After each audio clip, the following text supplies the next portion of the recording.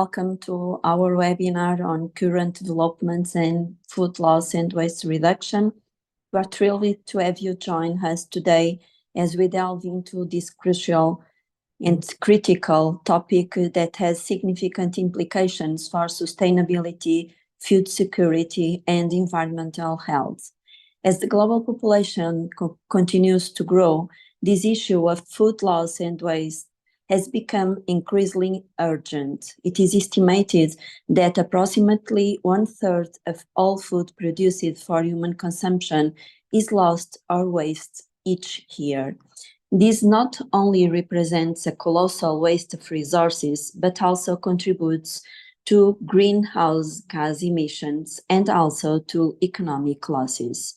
Today, we have the privilege to have a panel of esteemed experts who will share their insights, research, and innovative solutions aimed at reduction of food loss and waste. Our speakers come from diverse backgrounds, including academia, industrial and policy making, providing a comprehensive view of the current developments in this field.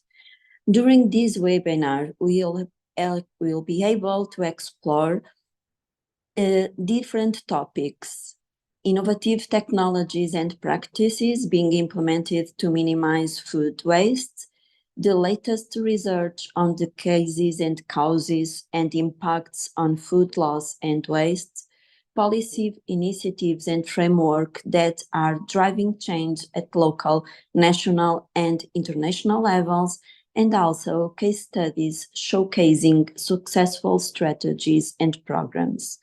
We encourage you to engage with our speakers by asking questions and sharing your thoughts. Your participation is invaluable as we are collectively work toward more sustainable and efficient food systems. So we hope that you can enjoy, and without further ado, let's get started.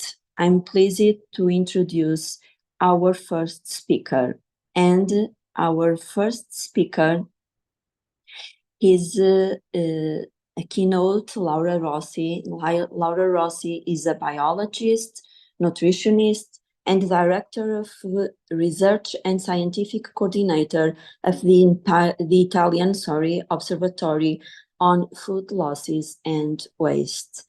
So, Laura, welcome, and the floor is yours. Thank you so much. Thank you very much for this invitation. I'm honored to be part of this work today. In a minute, the sharing of my presentation. That as you could see will be on the actions of the observatory, of the Italian Observatory on Food Losses and Waste, putting in the relation of the national actions with European policy on the topic. The policy framework on food losses and waste in Italy was related with the Waste Framework Directive that was revised to integrate food waste prevention programs in national waste prevention programs. The very key moment for food waste policy in Italy was in 2016, the so-called Legge Gadda, that is this law that encourages food donation through simplification, rationalization, and the harmonization of the legislative framework. Italy actively participated to the European platform on food losses and waste. It exists a national strategy on circular economy. It exists the National Sustainable Development Strategy, the National Food Waste Program that is mainly under the action of the Ministry of Environment. The Ministry of Environment set up also the minimum environmental criteria for catering services and food supply. These minimal environmental criteria are broad on all the events and are carried out in the framework of the National Recovery and Resilience Plan. Food waste is part of the school action related to environmental increasing of the sensitivity of the young generation in the topic. As I mentioned, the key moment for the Italian policy related to food losses and waste was related to the legge Garda, this law that was established in 2016, that established a roundtable, I could say, that include all the food supply chain actors, that include charitable organizations, ministries, regions, and municipalities. The table is coordinated by the Ministry of Agriculture, meaning that the competencies in terms of food waste are in between different ministries, meaning environment, health, and Ministry of Agriculture. Why Ministry of Agriculture? Because the actions, the Garda law is specifically targeted to the redistribution of surpluses to the poor, to the people in need. So the root of the food waste table is the food waste the table that was related to the assistance of the vulnerable population to the distribution of food. As I mentioned, the table that is managing all these aspects is a very large table that includes the primary sector, industry, distribution, retail, collective and private catering, charitable organization. In the framework of this action, there are different working groups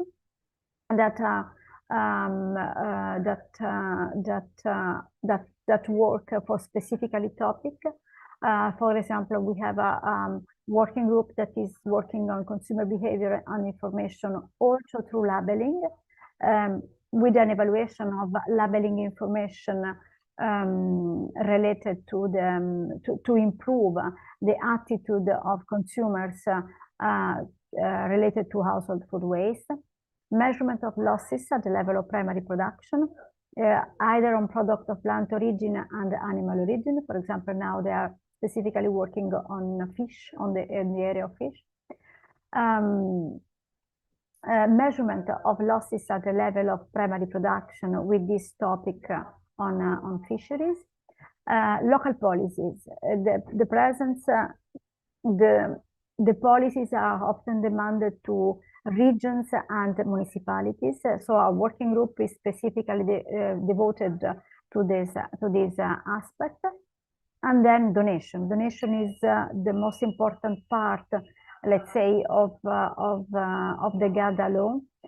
So the measurements, policies, and impact assessment of donation and the impact of redistribution on the food waste indicators is an important action of this part.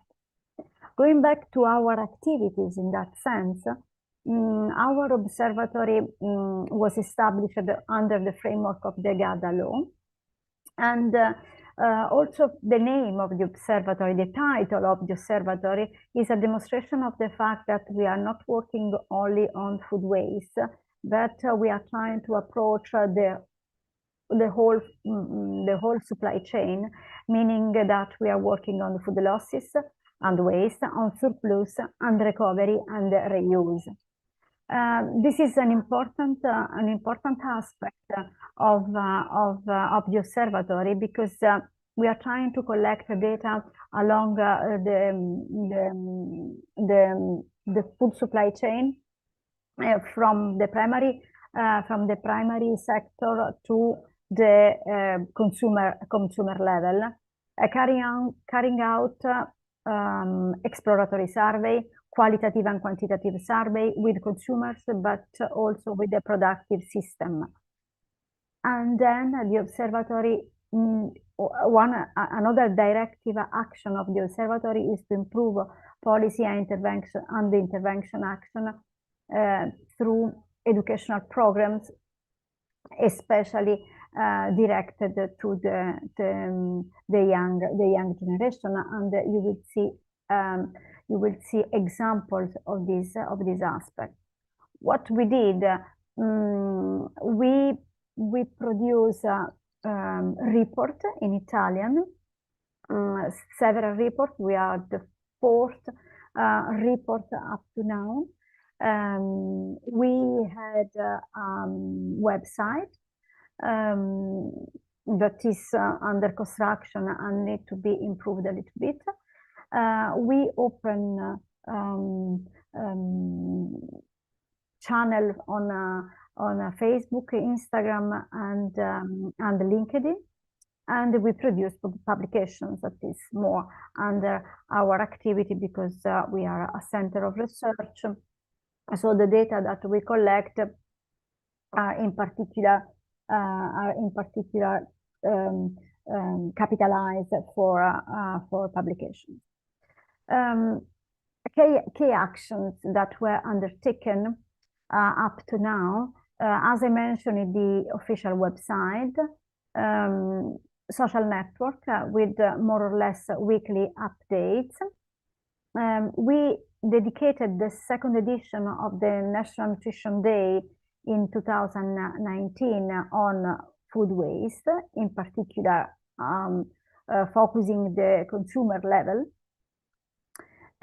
We dedicated a chapter of the food-based dietary guidelines, the Italian food-based dietary guidelines, on the issue of sustainability and with a specific topic on food waste. And I could anticipate that we are revising the food-based dietary guidelines, giving more space on the issue of food waste in particular. We developed a decalogue against food waste, a set of 10 recommendations that we are going to publicize in schools, event, information session. We prepare a graphic that is appealing, and we are distributing larger papers or small papers to put on the fridge in order to prevent the production of waste. We produce a booklet with creative recipes showing how to use no longer fresh food in order to avoid the waste, to reuse in the kitchen. A large part of our activity was related to monitoring, in particular to monitoring household food waste, so meaning at the final level of the stage, meaning at the consumer level. We started in 2018 applying the questionnaire that were developed in the context of refresh product. In 2020, we coupled the data on food waste with adherence to Mediterranean diet and adherence to nutritional recommendations. We are nutritionists, as it was mentioned by my presenter. So we are also strongly convinced that the way to reduce and prevent food waste is the nutritional education. But nutritional education is also should be carried out knowing the dietary habits and the dietary consumption and dietary behaviors of the targeted population. We repeated the assessment in 2021 using the same questionnaires that we used in 2018. The added value of the measurement with the refresh method is that it's not only quantitative, but is also qualitative. With the assessment of motivation, opportunity, and abilities related to food losses and waste, because we are trying to put in place a surveillance system The surveillance system on food waste is the measurement, but it's not only the measurement, it is the evaluation of the indicators that would permit a changing of the behaviors. And the measurement is functional to the programs to be a kind of benchmark for measurement of changings related to waste. In 2018, we were able to compare our data with the other European countries' data. Because we use the same methodology of refresh that carried out the same assessment in 4 European countries. These data are used for internal monitoring, as I mentioned, to measure the progress related to the actions to reduce food losses and waste, and and we try to measure also the adherence to nutritional recommendations of food waste prevention to nutritional recommendation in order to design intervention. You could see here some publications that particularly treated the topic that I mentioned, in which it is possible to deepen the aspect that was mentioned. What were the main outcomes? For example, what we noticed is that the average food waste in 2018 was lower than in 2021. But in 2021, there was the issue of the COVID pandemic changed a lot the habits of the families with limited possibility to eat outside and large quantity of food in the household, and then large quantity of waste in the household. What was interesting to see in 2018 was the fact that the position of Italy with respect to Netherlands, Germany, Hungary, and Spain was we have a condition of food waste near to Netherlands and progressively different in the sense of less waste from Germany, Hungary, and Spain. This is something that was not unexpected, considering that in Italy the issue of waste is something that is well integrated in the structure, in the social structure of the population. Food that were mainly waste were fresh and perishable foods, such as fruit, vegetables, bread, milk, and yogurt. Food were most commonly thrown away as unopened packages, and these information are very important in terms of put in place policies. Also, this simple information could help in the direction in which these policies should be carried out. We found in the applying the motivation, opportunity, and ability system, we found difficulties in planning and organize the meals due to unforeseen events that were frequently reported. Leftover in Italy were largely reused, and the waste of cooked food was an uncommon practice in the Italian families. There was a strong correlation among the adherence to nutrition recommendations and the attitude at preventing waste at home. And our conclusion, I could say, in that sense, is the importance of setting up actions against food waste in the framework of nutritional education. What we are doing further, the next step of the monitoring process is ongoing, was under the grant of the Waste Fits project, a project funded by the European Union through the HADEA grant system. We continue the data collection with different methodologies, meaning questionnaires and diaries. The data collector, we are trying to develop indicators to monitoring the progress of implementation of preventive measures. One of the outcomes of WasteFit project will be a user-friendly data collection template that we are developing in this month that could be used for further data collection. On the basis of WasteFit results, we wanted to develop actionable recommendations in order to simplify the data collection, because the diaries is very complicated. The questionnaire is something that is less accurate, but probably more easy to perform at national level. Just one slide to show the results, because it is important to see the comparison respect to the 2021. Data were collected in November.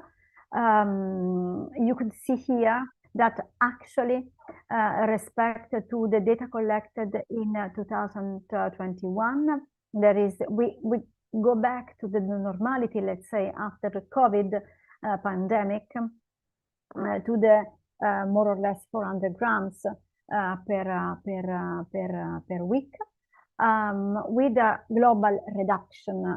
We could see, well, a global reduction of food waste for the large part of categories. But we are going to better analyze this data with the more sophisticated statistical analysis than the descriptive that you are seeing in this slide. But our impression is that it is difficult to attribute this decreasing to the program, because the comparison, as I mentioned, with 2021 is complicated by the pandemic situation. As I mentioned, we are trying to cover the whole productive sectors under the grant of the European Union. We are performing these other projects on the school canteens, applying a very simple visual tool for measuring food waste at the level of school, in the school setting. This system was validated in a school canteen, but also, for example, in hospital setting, in order to facilitate the data collection. Some very preliminary results. We just completed the field work. As you could imagine, the most wasted product are the side dish, in particular vegetables. Also bread and fruit are wasted off, but in these cases we need to interpret the data, because normally children take the bread and fruit and they will eat later during the day, or they bring at home. We didn't find this is an area of the metropolitan Rome areas. It's not a national data, but this area is particularly interesting because there is the possibility to stratify the sample in rural and urban, and an open topic, let's say, according to the literature, to say if it is true that in the rural areas there are more virtues in the management of waste. It's not univocal what is present in the literature. In our sample, it seems the contrary. It seems that that in rural areas it is found more waste than in urban setting. We also try to see what is because one of the purpose of the project is also to suggest changing of the menu to children to reduce waste. obviously without affecting the nutritional value of the food that is provided. It is quite obvious to see that children prefer lasagna, pasta with oil and parmesan, potatoes, that is not vegetables, is a side dish, and meatballs. What is not preferred, as I mentioned, the vegetable sector is complicated to be provided, in particular chicory, cauliflower, but also pasta with legumes is not accepted by children. And we have a problem also with the fish in terms of animal products. We apply the methodologies that the observatory is going to develop, in particular the questionnaires and the measurements of the attitude on food waste. Laura? Yeah? So sorry, you are on time, please. So I try to go to the Yes, please. to the final. Thank you. Yeah, just to show a small tip related to why we are using, in which way we are using the results of our MOA model in order to develop policy actions at national or the local level. We could skip the issue of our actions to the primary sector, saying that if you have farming cooperative and farming cooperative system, you could redistribute the surpluses. And yeah, thanks for your attention. I'm sorry to be a little bit late. It was my fault. Thank you, Laura, so much. I just want to remember that we have a roundtable at 25 past 10, so we'll keep the questions to that time. So we are going to move to the next speaker, that is Antonio Carluccio. He is a project and policy officer from Safe Food Advocacy Europe. Antonio works on Horizon projects about food loss and waste reduction and improving the resilience of our food systems. Additionally, he collaborates with partners with different organizations to conduct advocacy efforts within European institutions. He's representing today Zero W project. So Antonio, you have 15 minutes for your presentation, please. Thank you, Hannah. I hope everybody can hear me. I will share my presentation in a moment.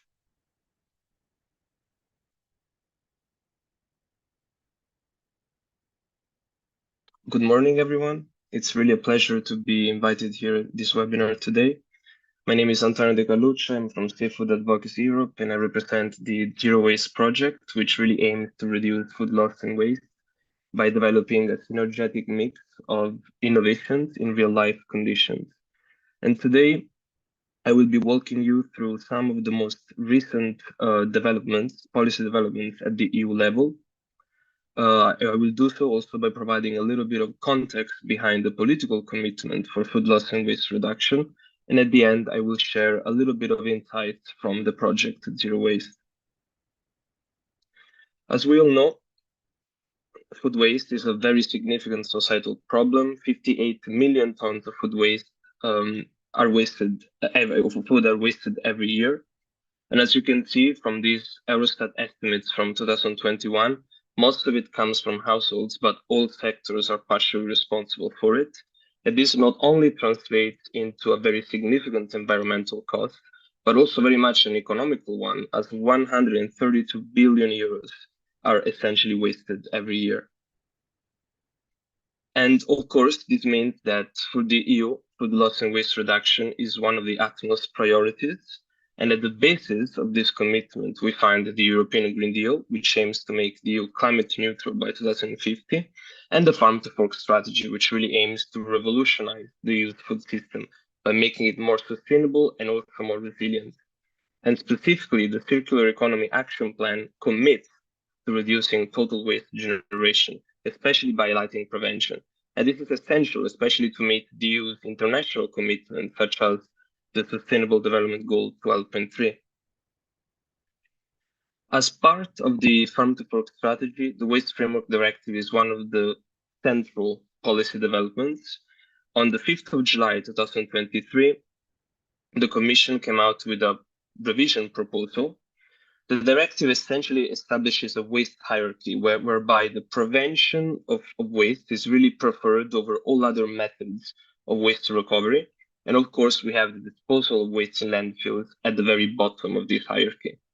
Member states are thus required to enact measures to prevent generation of waste, collect certain types of waste separately, but most importantly, the directive aims to propose legally binding targets to reduce food waste. And in the Commission's impact assessment that accompanied this proposal, essentially they provided justification for one of the options, the preferred option 2, that was chosen, which has no target for primary production, 10% for processing and manufacturing, and 30% for retail and consumption. And essentially, the justification provided for this option was that it would achieve substantial environmental gains while being proportionate and feasible. However, the situation has changed as of late because in the latest month of February and March 2024, the European Parliament voted on this proposal, and the final vote in plenary resulted in the adoption of tougher objectives. They essentially increased the targets from 10% to 20% for processing and manufacturing, and from 30% to 40% for retail and household consumption. And the Parliament also asked the Commission to evaluate whether higher targets should be introduced in 2035. And of course, the file will now follow up after the new Parliament assumes office. As Research and Innovation Project, Zero Waste, together with the Sisters Project, published a joint policy statement in November 2023, whereby we really called for more ambitious food waste reduction targets, stating facts, evidence, and especially calling out policymakers on their international obligations and on their promises. The statement was shared, also sent to European Parliament political groups, endorsed by 9 other projects, and we really see the results of the latest parliamentary vote in March as a direct success of this kind of advocacy efforts. Because where prominent actors such as EU-funded projects come together and show a united voice, that kind of voice really cannot be ignored by policymakers. And the Green Deal Support Office praised this statement as a great example of collaboration. Moving on to the EU Framework for Sustainable Food System, this is another flagship initiative that really aims to address the lack of a horizontal regulatory instrument that will be active at the Union level. Even though it was scheduled for adoption by the end of 2023, it remains delayed, but it is still very important and should be a priority for the EU as it would enhance policy coherence and really mainstream sustainability in all food-related policies. Specifically, it would also include a sustainability labeling framework that not only improves the FIC regulation, whereby more labeling information is clarified that consumers can make healthier choice, but especially the point on revising date marking, really clarifying the distinction between used by and best before dates, would be central in reducing food waste, as the confusion among consumers on these still causes household food waste. Moreover, there are a few points on marketing standards. As we know, fruits and vegetables are one of the most wasted products, and marketing standards, retailing standards can actually worsen this problem quite extensively, which is why the Commission in April 2023 really proposed a revision where ugly fruits and vegetables will be exempted from these standards, at least when sold locally. And another point on the Unfair Trading Practices Directive, which protects the interests of farmers and consumers, it bans fixed-tier unfair trading practices, and one of them, such as short notice cancellation, is an example of a flaw within the food supply chain that disrupts it and also worsens the problem of food waste. The directive is also important because it establishes a minimum level of enforcement across the EU. We also have other developments, such as the EU Platform of Food Loss and Waste, which over the course of 5 years really made significant contribution. One of them, such as the development of a common EU food waste measurement methodology is really central. Moreover, the European Commission also convened certain initiatives where the element of citizen engagement was really used as a priority. And the citizen panel, for example, put forward recommendations where they really highlighted how all actors should come together in a spirit of solidarity and cooperation, using an evidence-based approach, but especially highlighting the prominent role of education to really build an understanding and appreciation of the value of food from an early age that would really help us solve this problem. The GRC, in collaboration with DG Santé, has also set up a multidisciplinary forum where researchers and practitioners can come together and share all kinds of tools, best practices, and recommendations. A few points that I wanted to make from a zero waste perspective. One of them really concerns a paramount need that we have identified, that of really establishing a quantification and reporting systems throughout the entire food supply chain, whereby all food supply chain operators will be required to adhere to such systems, not only member states authorities. And if we consider that the first data collection of food waste only happened in 2020 by member states, if we had access to more accurate database, such as on waste generation and treatment, this will help us understand the national situations more in depth. And it would also help us set just and realistic targets to achieve the objectives of the Farm to Fork strategy. One last point that I wanted to make was to really show you some of the latest work that we have been doing in zero waste. We have been trying to explore alternative pathways to get to near zero food loss and waste. By doing so, we have been discussing what a just transition would entail within the food system. And by doing so, identifying also the vulnerable groups in the food supply chain, such as smallholder farmers. And this kind of work, which is both qualitative and quantitative, would really set the path forward to also identify just and realistic intermediate food loss waste reduction towards 2050. And we will also be working really on identifying areas where more specific policy interventions will be required in the short and medium terms, such as on infrastructure and public and private partnership within the food supply chain. I want to thank you very much for your attention, and I'm looking forward to later discussions. Thank you again for the invitation. Thank you so much, Antonio, particularly for keeping the time. It was great. I made a mistake. I told you that you have 15 minutes and we're only 10, and so thank you for keeping the time. So we are going to move to the next speaker. Is Joana Maria Rivera Lídio. She's an associate professor in the Department of Finance and Accounting at the Universitat of Castellón. Joana or Juana, I don't know if it's the correct to pronounce, has professional experience in the field of financial auditing, as well as 17 years of university teaching experience, and is a member of the working group of social life cycle assessment in ISO. She is the co-coordinator of the research group of sustainability of organization and management of social responsibility financial markets. She's her research is a current focus on the management and measurement of organizational social responsibility and on sustainable accounting, auditing, and finance.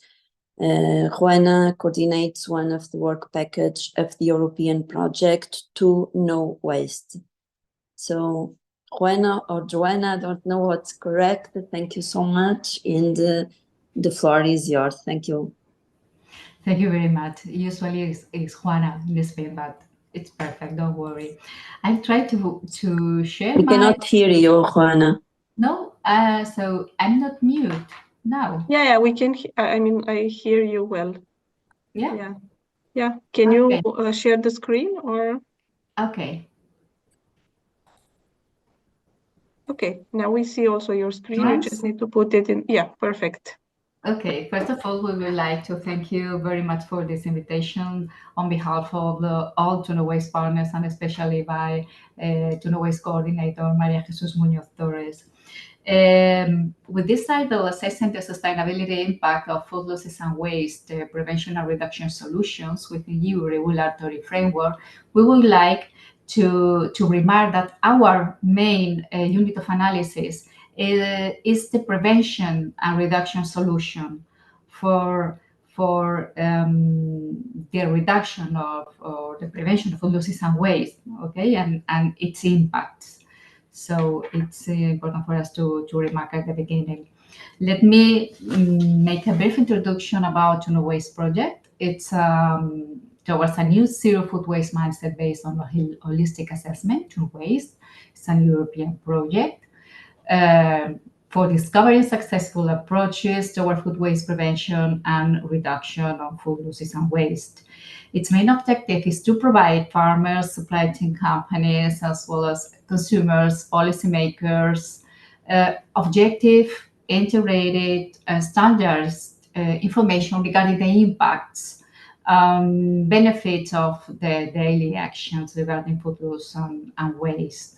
In fact, we would like to inspire you to create a portfolio of positively assessed pathways to shift the Europe towards a healthier, more resilient, inclusive, and sustainable food production and consumption. These general objectives are being segregated in 8 more concrete objectives. The first one is to co-design an open innovation research ecosystem regarding food losses and waste causes and potential solutions. With that in mind, we would like to we'll have to reflect on what does it mean to make the best decisions regarding food losses and waste prevention and reduction actions, considering the impacts of these solutions. The next step after this question is the co-creation of a science-based framework for the assessment of these solutions, of these actions, considering these parameters for identify as for supporting this decision-making process. Once this science-based framework is defined, the next step is to transform it into algorithms. Okay, so introduce ICT tools, support tools too.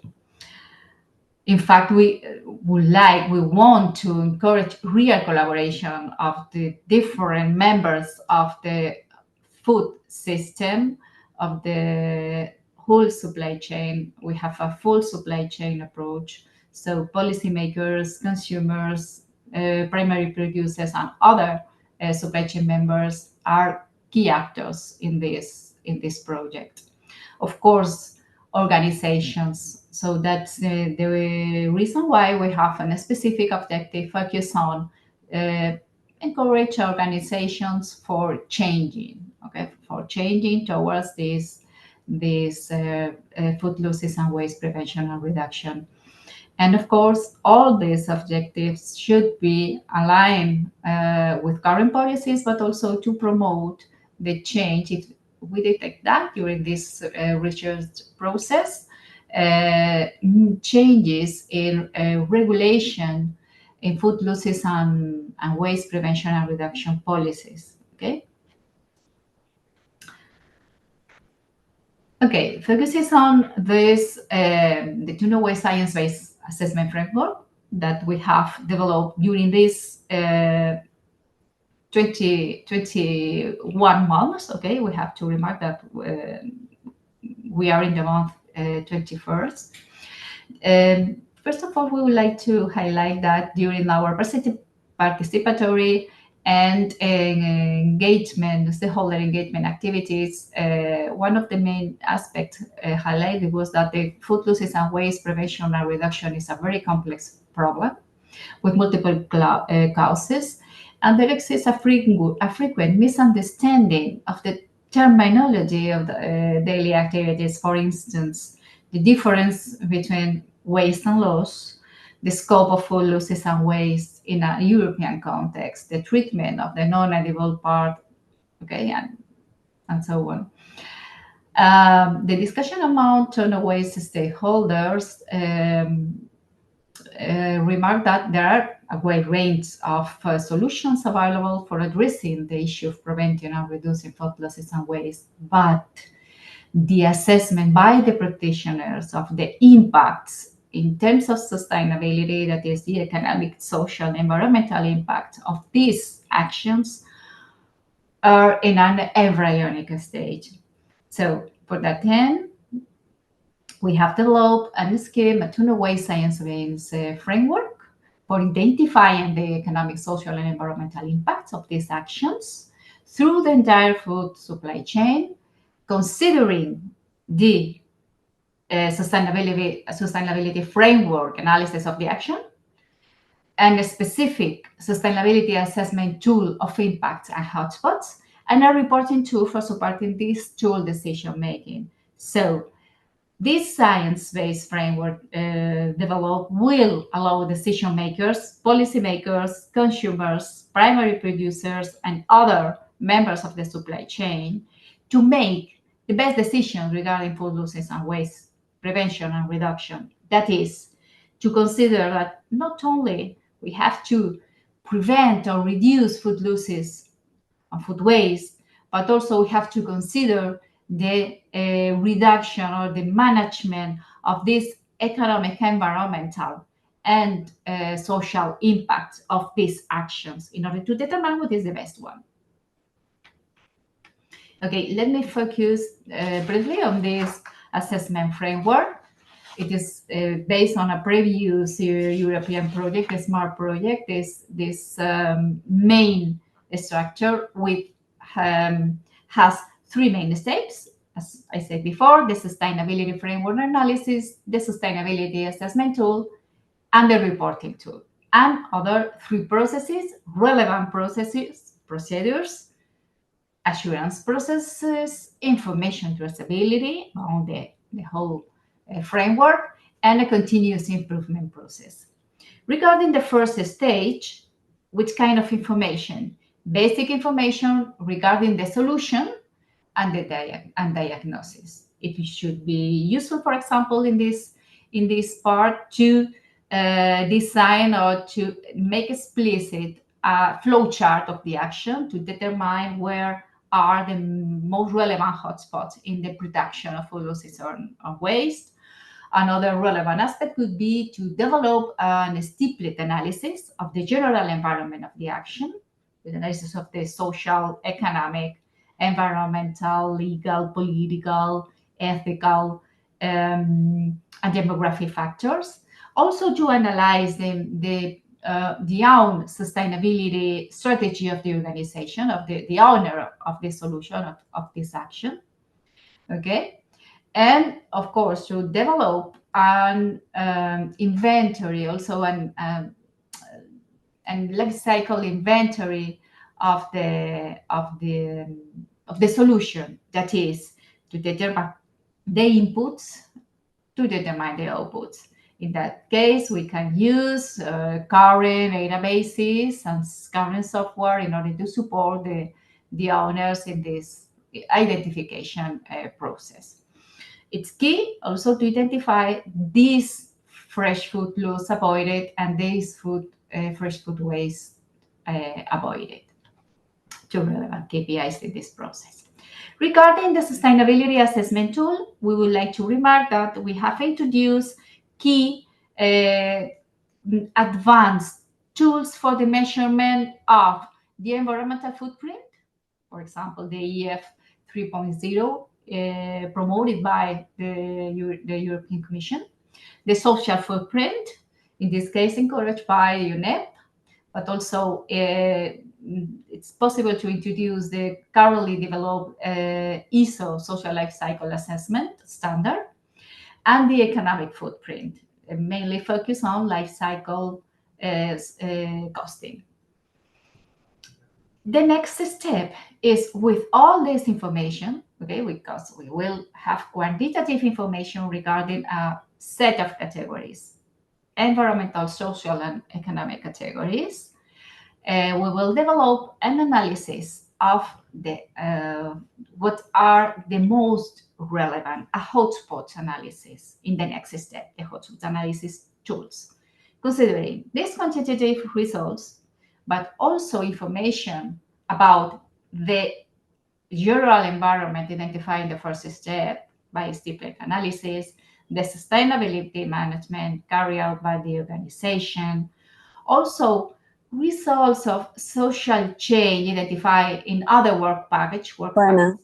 Yes? So sorry, but yeah? you are out of time. If you sorry, can. I finished. Okay, thank you. I'm sorry. Yes, and as a result of that, we will have sustainability impact, introducing multi-criteria decision-making methods for synthesize this information. And we also analyze capacity of continuous improvement and manage risk. The final step is the reporting tool that will be supported by the ICT tools that are being developed with a public platform for usable for users, but another to automatize all these calculations, okay? Only to remark that all this information is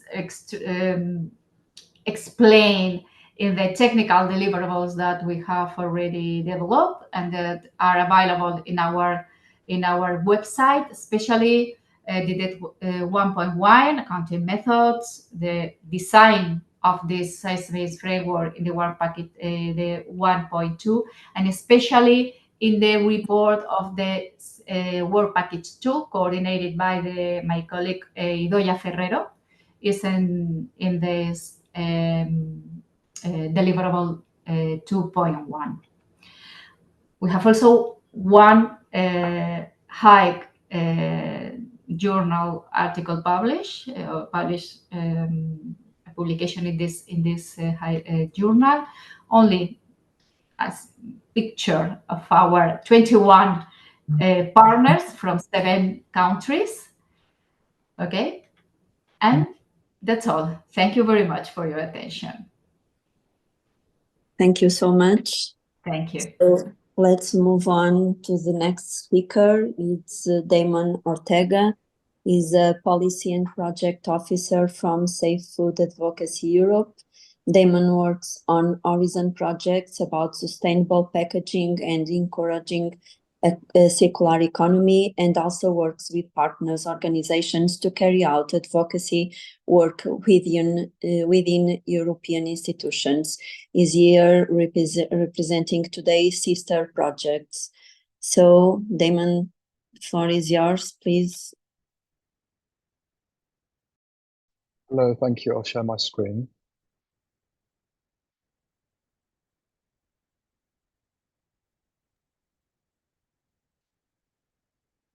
Can you see it okay? Yes, please. Perfect.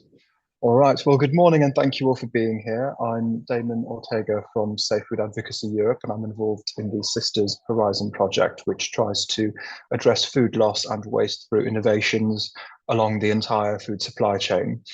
Today, I'll be speaking about the EU's approach toward food waste, its past measures, current policies, and future ambitions. So let's start with some background information, beginning with the global picture. According to a FAO report, about 1/3 of all food produced globally for human consumption is wasted or lost, or 1 billion tons of food. Large quantities also come from households, which tend to be the focus of a lot of legislation, as we'll get to later. Now, in the EU, we produce about 58 million tons per year compared to the global 1 billion. That waste figure represents 10% of the food meant for human consumption in the EU, which is better than the global average of 1/3, but definitely not ideal when over 38% of the Europeans can't afford to eat 3 meals per day anymore. The food waste represents a staggering 132 billion euros, which goes to show just how much governments, companies, and people can save by reducing the waste. Now, something to keep in mind before we continue with the rest of the presentation is that the EU has recognized this incredible waste that food waste represents. The cost to our wallets, the carbon emissions generated for squandered food, and the slap in the face it represents for all those who can't afford food at all. So that's why in 2015, they committed to the UN's Sustainable Development Goal 12.3, which calls for halving food waste by 2030. This is something I want you all to keep in mind as we move forward and talk about more recent strategies and policies. So the EU has taken measures over the past few decades against food waste, though only more recently in the 2010s have they taken form as concrete policies. As far back as 2008, the Waste Framework Directive was introduced, establishing more of the foundational principles for waste management. These include the waste hierarchy, proper recycling techniques, the concept of extended producer responsibility, as well as the notion that producers of food waste should pay the cost for managing it, otherwise known as the polluter pays principle. This was a significant step forward for the time, but it was far from perfect. For one, while it established recycling targets, these were seen as insufficient given the increasing amount of waste being generated each year. Waste prevention rules were also not as robust as they could have been, specifically in the area of sustainable production and consumption models. And among other things, the directive was also plagued by unclear definitions of what counts as waste in the first place, as well as appropriate procedures for byproducts that are not waste. So 10 years later, in 2018, an amendment was made trying to fix many of these problems. It increased recycling targets, introduced more well-rounded waste prevention measures, like specifics on the design, manufacturing, and use of products, and also clarified some murky definitions. And finally, it tried to address some of the other criticisms of the original directive as well. But let's go back a bit to 2015, which was when the EU committed to the UN Sustainable Development Goal 12.3, which I mentioned earlier, setting the goal of halving food waste by 2030. This was also the time that the Circular Economy Action Plan was published, with the explicit goal of transitioning Europe toward an economy where waste generation is brought to an absolute minimum. Proper measurement of food waste was a big part of the action plan, the focus of the action plan for food. It tasked the Commission with creating a common EU methodology to measure food waste, which could in turn be adopted by member states and private stakeholders alike. The action plan also detailed the creation of an EU-wide platform where member states and actors along the food chain could coordinate to achieve the food waste targets in SDG 12.3. The platform was supposed to include actionable steps like best practice sharing among participants and data exchanges where everyone could get involved. The platform was eventually established in 2016, and from assessment reports, we know that member states benefited from the exchange of information quite a lot. So it was recently renewed again in 2022 for a second mandate lasting until 2026. Now we enter more recent, more familiar policies, starting with the Farm to Fork strategy launched in 2020. This is part of the European Green Deal, which was presented in 2019, and specifically focuses on food sustainability. It included lots of targets related to food safety, like limiting the use of chemical pesticides, promoting organic agriculture, and so on. But it also set the goal of establishing food waste reduction targets, as well as revising date marking labels. According to the EU's website, the Commission is still carrying out an impact assessment to support a proposal to revise date marking labels. Now, legally binding waste reduction targets came much later, bringing us to the current revision of the Waste Framework Directive. And this is the same directive which was introduced in 2008 and then revised in 2018. So time sure does fly. Unfortunately, the targets do not. This was proposed by the Commission in 2023. This is the reduction of 20% by 2030 for food processing and manufacturing, and 40% by 2030 at the consumption level, so retail, households, restaurants, etc. Notice that production is excluded. Now let's think back for a minute to the commitment made in 2015 to halve food waste by 2030. Looks like there's quite a ways to go, and Parliament agreed, kind of. In the plenary vote, MEPs voted to increase the targets to 30% and 50% respectively. So we've made it for the consumption level, that's good, but there's still a whopping 20% difference for manufacturing between where Parliament would have us be and where we should be. And of course, that's not even mentioning the fact that production is still not on the map here. Unfortunately, the tug of war is far from over. The revision hasn't been finalised yet and trilogues are still ongoing. From what we can gather, the current point of contention for the Council is whether ambitious targets like 50% across the board are feasible or realistic. This is despite the fact that studies repeatedly show such targets are well within the realm of feasibility and when adopted even bring financial benefits to governments, businesses and households. So as it happens, what's unrealistic is this notion of setting targets far below what we're capable of meeting, if for no other reason than to be cautious and incrementalist. Because in so doing, we squander the millions of euros currently wrapped up in an inefficient and wasteful food system. But now let's take a look at what's in store for the future. As I mentioned before, the WFD revision is still underway, although it's expected to conclude this year. And we also have the updated date marking rules to look forward to in the near future.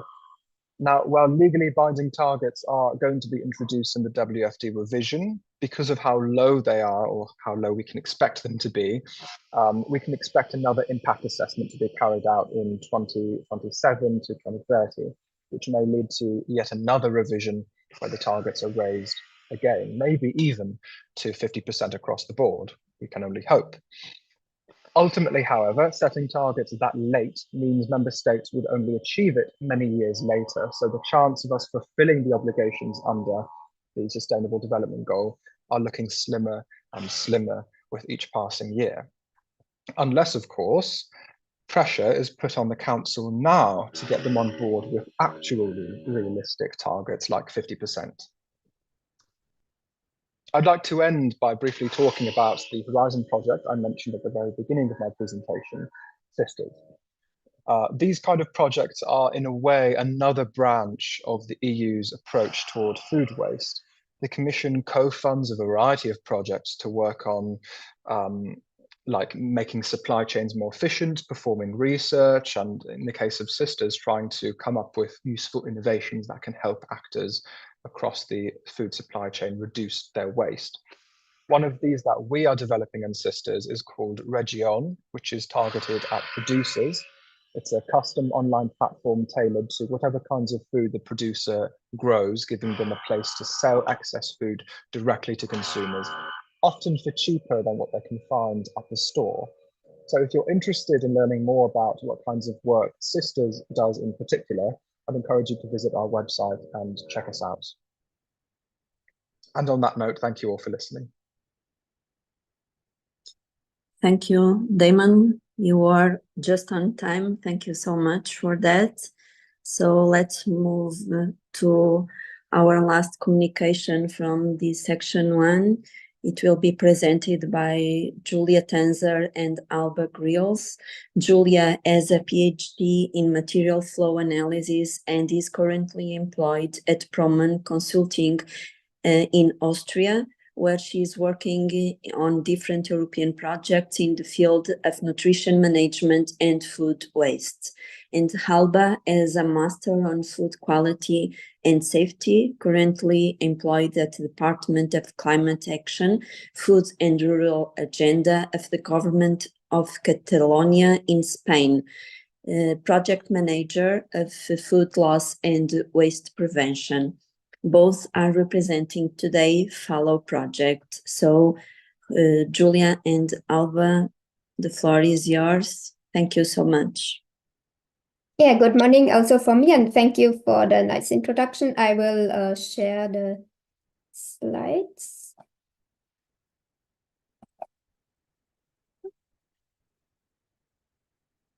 And okay. I hope you can Yes, see it's that. okay. Yes. Yes, so as already said, my name is Julia Tanzer, and together with my colleague Alba from the Catalan Ministry, we will present the EU food loss policies that we have been analyzing as part of the FOLLOW project. So we have already heard a lot about food loss and waste policies today, this morning.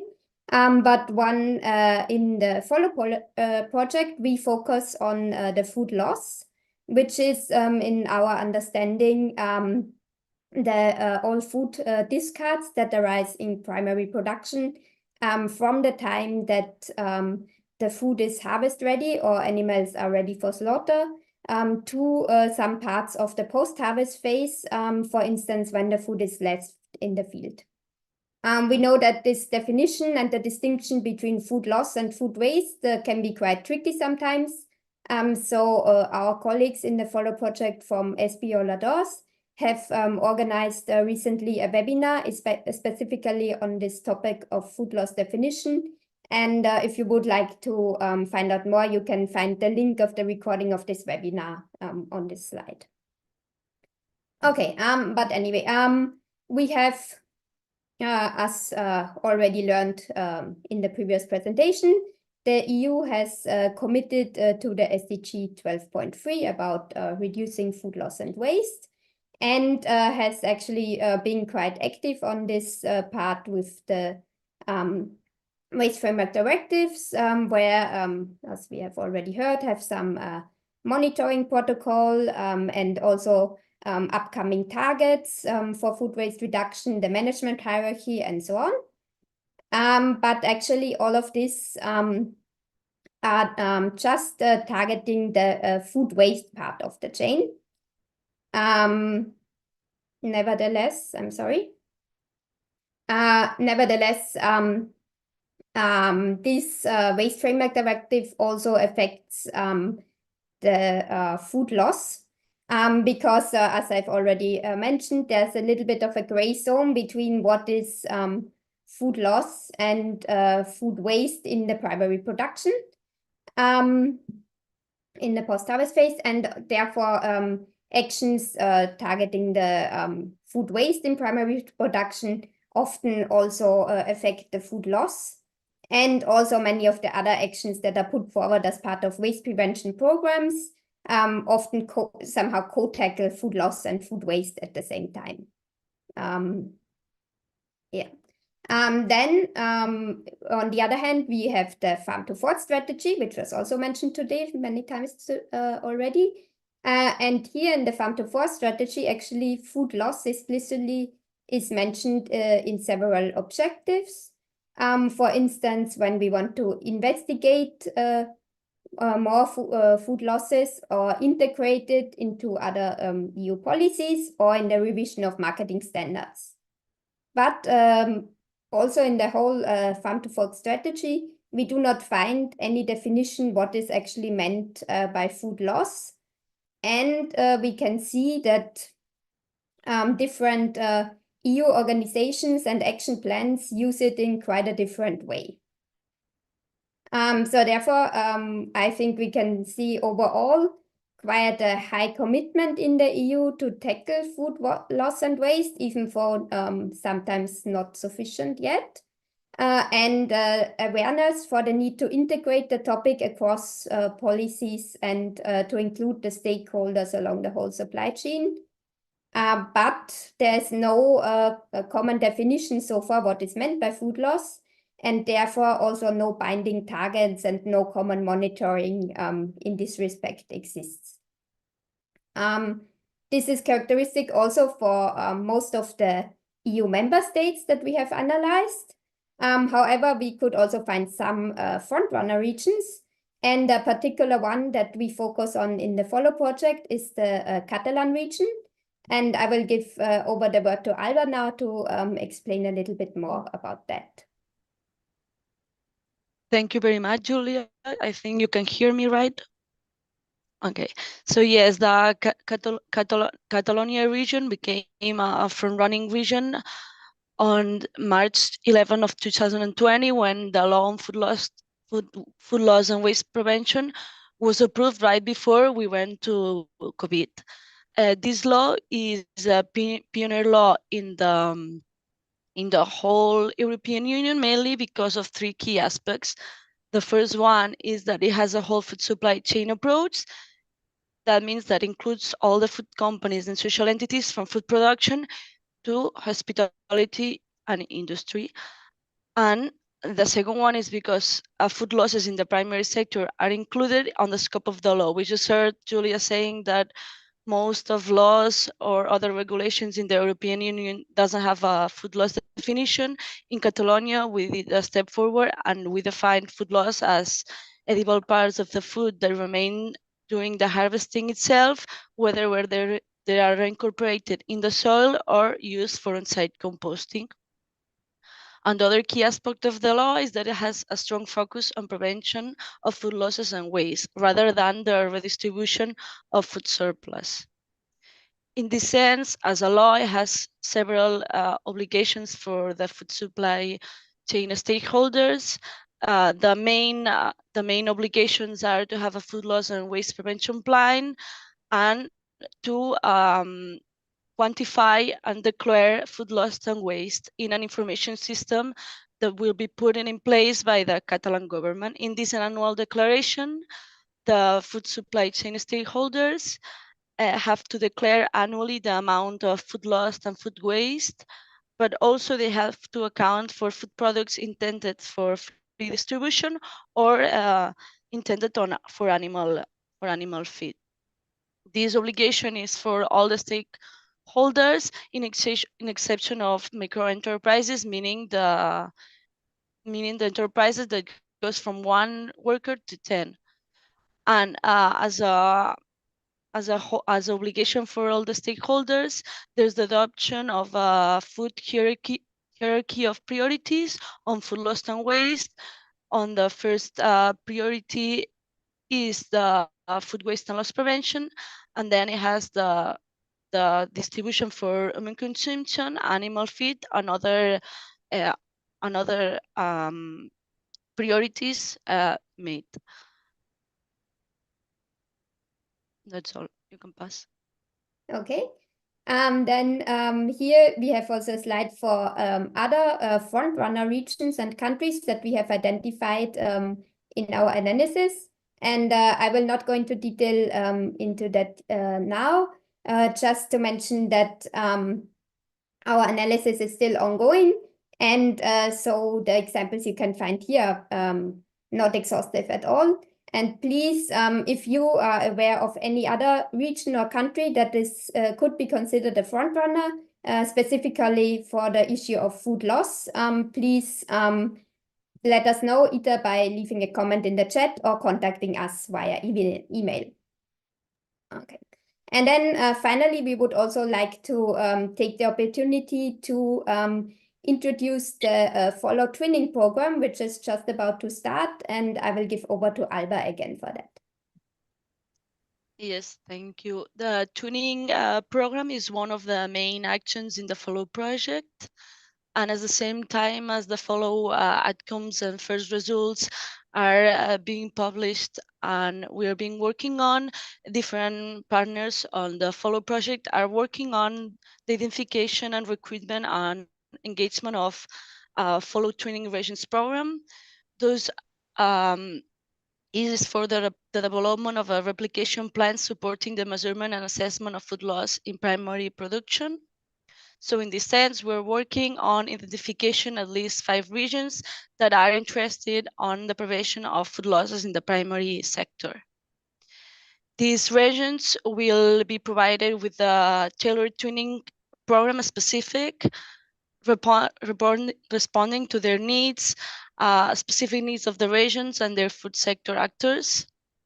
The main activities that Follow Me regions will be able to gain experience on are the ones that I have put here. The first one is the methodology to quantify food losses that the the Spigula2 is working on this project. The second one is the testing and adopting innovative tools that in the next round table will be a little bit more explained. The third one is the digitalized food losses reporting system that we referred as a food loss registry. And the last one is a sustainability tool for the assessment of the impact of food losses. So in this sense, as also we have a follow learning system, the participation on this program will also benefit from training courses provided by the University of Reading that will be offered in the Follow Learning Center. So if anyone is interested on participating on this tuning region program and being part of the Flowers regions, please contact us. Okay, and yeah, there we come to the end of the presentation. So we thank you, and we will try to answer all the questions after. Thank you so much. So we have finished this section 1 from current policies and regulatory strategies on food loss and waste monitoring at EU level.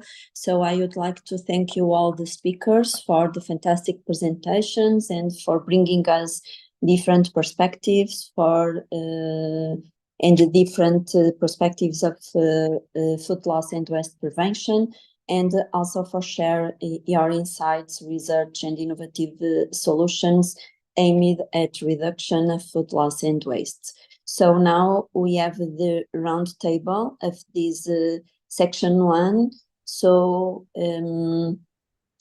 I don't know if wants to start. If we have any questions in the chat, Luminita, do we? For the moment, we have no question in the chat. So if someone wants to ask a question, please raise your hand or turn on your microphone. Yes, please. And write also in the chat, because we will read them and we will discuss them with our speakers of the first session of today. Yeah. Okay. We if also not, invited the speakers to open their camera, please. Yes, and maybe until people will write something in the chat, I can ask maybe Professor Laura Rossi about how important is education in reducing food loss and waste, and how can this somehow regulated through policies. Thank you for this question. Actually, considering the fact that we embodied the food waste actions in the nutritional education, we were able to see the same pattern, the same pathways, let's say, for food waste respect to nutritional education. Is a key important, is very important, especially in children, that could bring this information to home to change the attitude of the families. What we noticed is that it is important to identify the leverages of the education in food losses and waste. In Italy, for example, the consumers they do not waste for environmental protection, let's say. Environmental is not the good leverages to change the behavior, but the leverage to change the behaviors is more the importance of food as a product of the cost, of the fatigue, of the value of the cultural value of food, more than the protection of the environment. Thank you so much. Do we have any other question? I would like to make a question for Damon, if it's possible. It's about the Waste Framework Directive. You have talked and you have said that you think that it's insufficient. Do you know the Waste Framework Directive that makes the hierarchization from the food waste from the less environmental impact to the highest environmental impact, and how it's that directive being implemented in the European? Do you know something about that? I didn't catch the beginning of the question. Could you repeat that? When you talked about the Waste Framework Directive, do you know the one that makes the hierarchization from the food waste from the less environmental impact to the highest environmental impact? To What make do you the think? hierarchization? Yes, from the less from the highest, and the highest environmental impact, and what the directive introduces to that we can make the reduction of that impact. Well, the most important thing the directive introduces as far as environmental impact is concerned is directly setting limits on food waste. This is done, of course, as it's a directive. It's set targets for member states for them themselves to put national legislation and make those targets however way they can. But it's the most effective way of reducing environmental impacts of the of food waste, because you're reducing it. You're reducing the amount of food you need to produce if you reduce the waste, which reduces the impact on agricultural land or the amount of agricultural land you need to use. This is a particularly big problem in places like the Netherlands, which have huge amounts of emission because of the agricultural sector. So the setting specific targets is the most effective way they have. Unfortunately, they're not as ambitious as they should be or could be, and part of that is not properly understanding the feasibility of this, or not preferring to take small steps and see what happens, see if there's any big changes, and then take steps later. Unfortunately, we don't have the luxury of waiting that long, so that's the problem we're in right now. Yes. What do you think about the recycling of the waste? Do you think that it's important? Oh, yes. Yeah, recycling is definitely important. The problem is that we can't restructure the waste hierarchy. So the waste hierarchy was set in the original Waste Framework Directive in 2008. And it's very important that reduction is set above recycling. Recycling is not the focus, nor should it ever be the focus. It's an essential cornerstone, but reduction is the most important part. And not least because even though you recycle, the recycling industry still produces a lot of emissions. It still results in deforestation. It still causes packaging waste. So a different form of waste now. It's not a golden pill we can swallow and say we fix the problem. Really, reduction is what you need to be focusing on, in addition, complemented by recycling. Yes, thank you so much. Any other question? Luminita, can you see any? Yeah, and we have no question in the chat. So if someone wants to ask, just turn on your microphone and ask.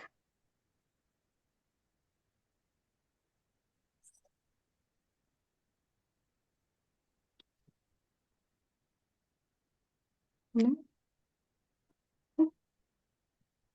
Okay, so a question for Damon now in the chat from Hector.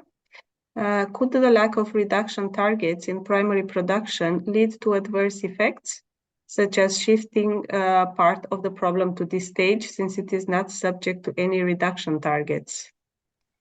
Yes. In fact, I think that's one of my major concerns with not having them included in the regulation. Of course, one aspect is that they still produce waste. They produce about 10 or 11%, I don't quite remember, of the total food waste across the supply chain, which is not insignificant. But the more important concern for me is exactly what you say, which is if they're not included in the regulation, they could become victims of dumping practices. That is, other actors on the supply chain will see that they're all included, but primary production is not. So they shift the burden over the years to dump all of the burden onto essentially farmers who are already struggling as it is. So that is the biggest concern for me, that in years to come, they could become victims of other actors. Thank you. Any other question?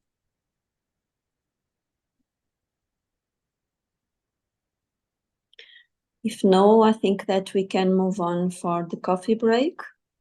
Yes, I So, think now we can go because it's almost 11, so we are also good with the time.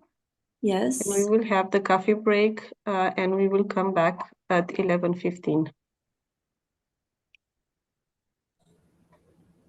Okay, thank you. See you at 11:15, please.